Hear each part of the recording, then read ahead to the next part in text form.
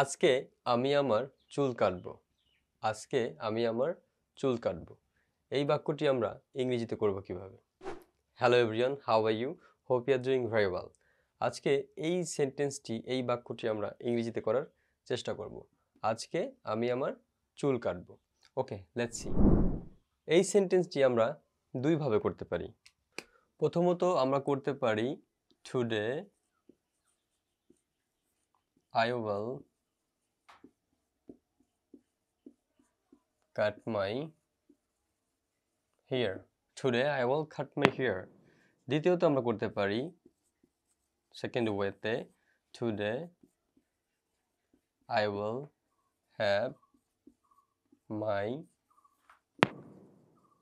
hair cut. Today I will have my hair cut. Logically এই দুটি সেন্টেন্সই সঠিক। Logically এই দুটি সেন্টেন্সই সঠিক। কিভাবে? আজকে আমি আমার চুল কাটবো।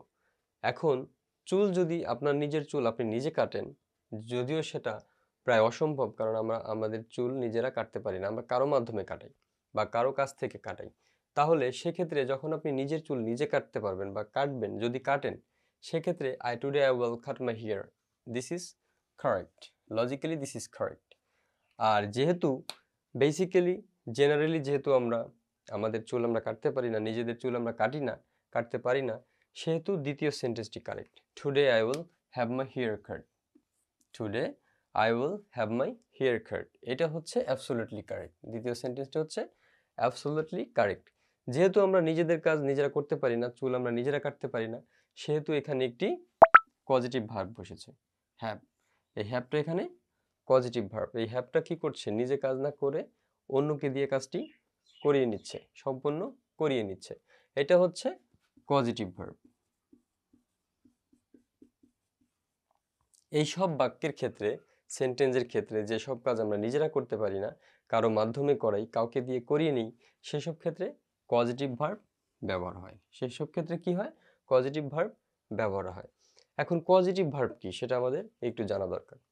পজিটিভ ভার্ব হচ্ছে যে ক্রিয়া নিজে কাজ না করে অন্যকে দিয়ে কাজ করিয়ে নেয়, অর্থাৎ নিজে করে না কিন্তু কাজটি অন্যকে দিয়ে করিয়ে নেয়, অন্যকে দিয়ে করায়, অর্থাৎ কর্তা সেই কাজটি অন্যকে দিয়ে করায়। যেমন আমি আমার চুল কাটবো, এখানে চুল কিন্তু আমরা নিজে কাটি না, অন্যকে দিয়ে কাটাই, সেক্ষেত্রে এখানে পজিটিভ ভার্ব বসেছে। আমরা যদি আরেকটু এক্সাম্পলের মাধ্যমে বোঝার চেষ্টা করি, যেমন আই ইট, এখানে বলছে কর্তা যে আমি নিজে খাই, আমি খাই। কিন্তু যখন আমরা বলবো আই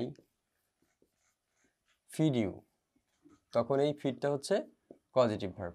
ফিডটা কি? Positive verb. যেহেতু আমি এখানে সরাসরি বলছি আমি খাই, কিন্তু পরে আমি বলছি আই ফিড ইউ, আমি তোমাকে খাওয়াই, আমি তোমাকে খাওয়াই, তাহলে ফিডটা এখানে হচ্ছে positive verb.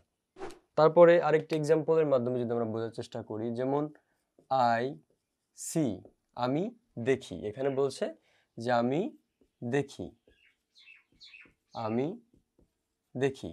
R I show, আমি দেখাই, আই শো, শো মানে কি? দেখানো। তাহলে এই শো হচ্ছে এখানে কি? Positive verb.